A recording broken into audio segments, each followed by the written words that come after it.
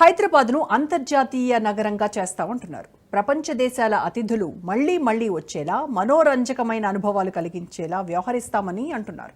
కానీ ఇక్కడ చూస్తే విదేశీ అతిథుల గురించి ఓ విపరీతమైన చులకన భావం. వాళ్ల కట్టు బొట్టు వేష భాషలు చూసి ఏం చేసినా చెల్లుతుందని భావించే మృగాళ్ల సంఖ్య నానాటికి పెరుగుతోంది. పెరగడమే కాదు, వారేం చేసినా వెనకేసుకొచ్చే నాయక బృందాలు కూడా తయారయ్యాయి. ఇలాంటి తరుణంలో హైదరాబాద్లో మిస్ వరల్డ్ పోటీలు నిర్వహించడానికి సరిగ్గా నెల రోజుల ముందు ఓ జర్మనీ యువతిని ఓ మృగాడు దారుణంగా వంచాడు. వాడు చేసిన పనికి జర్మనీ ప్రజల ముందు భారత్ తలెత్తుకొని తిరగలదా? అందులోనూ బ్రాండ్ హైదరాబాద్ అంటూ పడికట్టు మాటలతో సొల్లు కబుర్లు చెప్పే సోకాల్డ్ రాజకీయ నాయకులు ఏం చెప్తారు? హైదరాబాద్కు రావాలని ఉవ్వేళ్లూరుతున్న అంతర్జాతీయ మహిళా సమాజాన్ని ఎలా కన్విన్స్ చేస్తారు?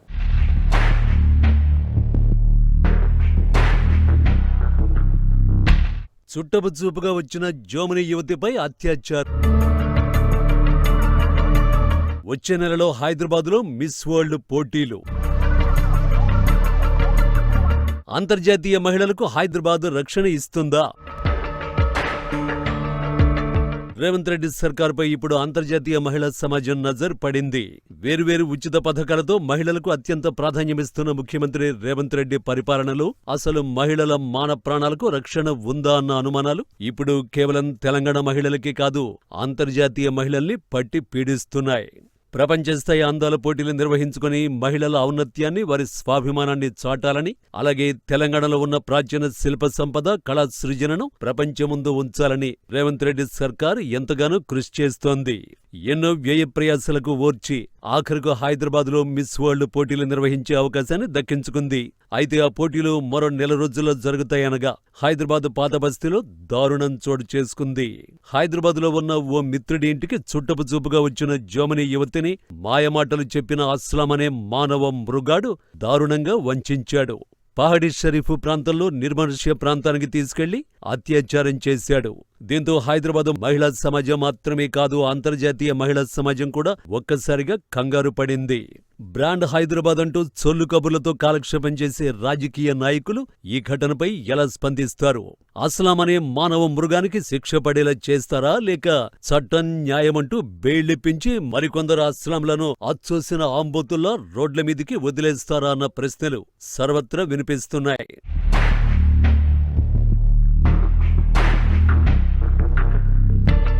జర్మనీ యువతి అత్యాచార ఘటనలో కీలకమైన విషయాలు వెలుగులోకి వస్తున్నాయి.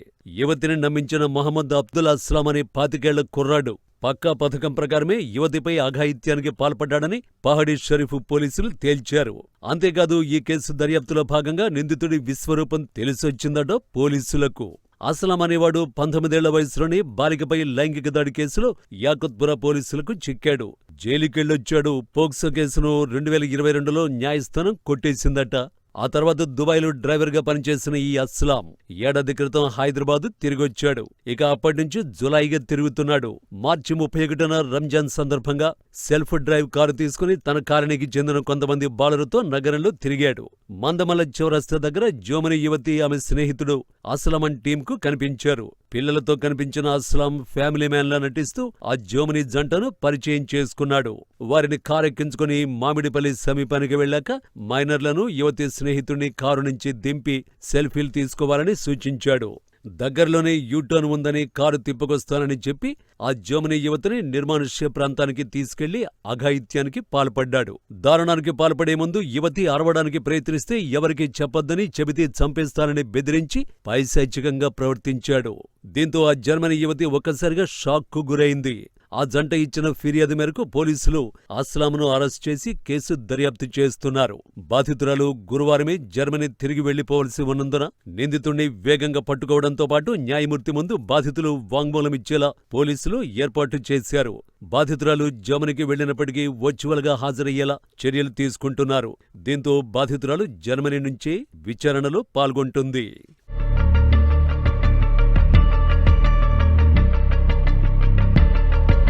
జర్మనీ యువతిని మాయమాటోలకి దింపిన అస్లాం తను చాలా ఫ్యామిలీ ఓరియంటెడ్ పర్సన్ అంటూ నమ్మించాడు.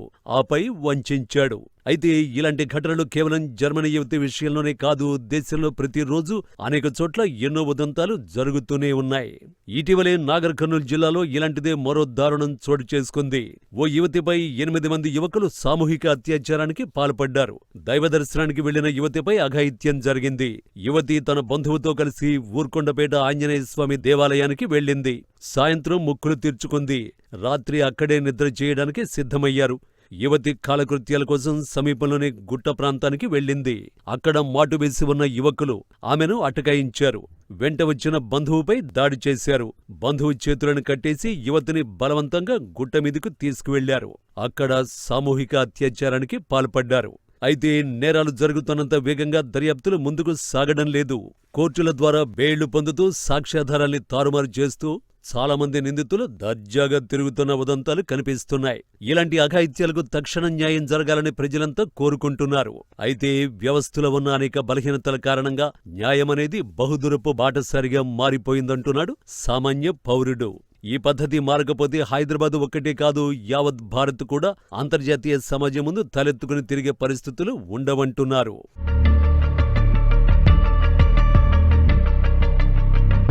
హైదరాబాద్లో ఉండే తన మిత్రుడి ఇంటికి వచ్చింది జోమని యువతి. భారతీయ సంస్కృతికి, అందులోని లోతైన తాత్విక చింతనకు ముగ్ధురాలైన జర్మనీ యువతి కట్టుబొట్టు అచ్చమైన హిందువులా ధరిస్తూ మురిసిపోయింది. అయితే సామాన్య సంప్రదాయ యువతిలో కనిపిస్తూ స్థానిక భాష తెలియని ఆ యువతిని లోబర్చుకోవడానికి అస్లాం చాలా పక్కాగా ప్లాన్ వేశాడంటున్నారు. అస్లాం చేసింది కేవలం యాదృచ్ఛికమైన రేపు కాదని, నాన్ ముస్లింల పట్ల ఉండే హేయమైన భావనతోనే ఆ జోమని యువతిని మానహరణం చేశాడన్న వాదనలు వినిపిస్తున్నాయి. ఒకవేళ అదే గనక నిజమైతే సమీప భవిష్యత్తులో నాన్ ముస్లింలు అతి పెద్ద ప్రమాదాన్ని ఎదుర్కొంటారేమోననే ఆందోళన వ్యక్తమవుతోంది.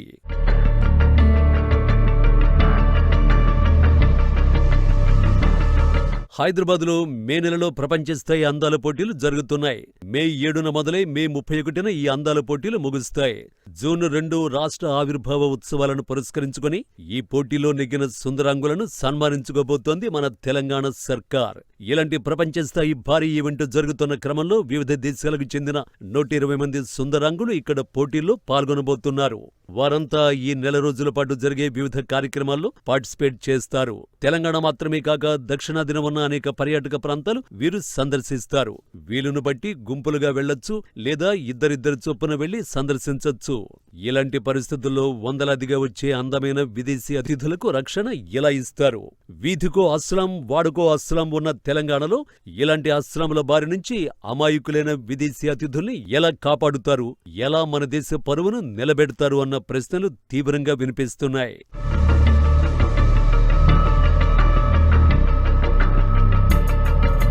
తెలంగాణలో అద్భుతమైన యాత్రా స్థలాలు, ప్రఖ్యాత దేవాలయాలు ఉన్నాయి. భారతీయ సంస్కృతి పట్ల అంతర్జాతీయ మహిళలు ఎంతో ముచ్చటపడుతున్నారు. ఇక్కడ ఉండి ఏర్పాటు పరిశీలిస్తున్న 2024 సంవత్సరం ప్రపంచ సుందరి క్రిస్టినా పిస్కోవా కూడా తనకు చీరకట్టు ఎంతో నచ్చిందని చెబుతోంది. ఇకపై ఎక్కువగా చీరకట్టులోనే కనిపించేందుకు ప్రయత్నిస్తానని చెబుతోంది. అచ్చమైన హిందువుల చీర, బొట్టు ధరించి యాదగిరి నరసన్నను దర్శించుకుని మురిసిపోయింది. మరి ఇలాంటి తరుణంలో తనలాంటి విదేశీ వనితలకు హైదరాబాద్లో దారుణమైన అవమానం జరుగుతుందని తెలిస్తే ఎలా ఉంటుందో ఊహించుకోవలసిందే అంటున్నారు పరిశీలకులు. I had a one day to explore Telangana. I've been to India before, to Mumbai, Delhi, but Telangana is something completely new to me. And I went to the Yadagiri Gutta temple. That was spiritual experience, and what I've learned is that you really pay attention to all of the details, because all of the sculptures, all of the decorations, and mainly how I felt the spirit of the place is indescribable. It's a temple located on the top of the hill, and just by looking at the view you feel something special. And it was really on my wish list to go visit the temple and to experience it. And I'm really happy I did it, because I will never forget that. And when it comes to the saris, I was very excited to wear a sari, because My sister gave me a sari.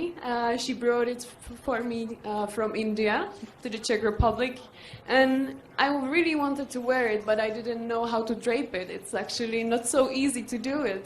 And when I got here to Telangana, I said, wow, I would love to wear a sari. I want to wear the Indian traditional attire.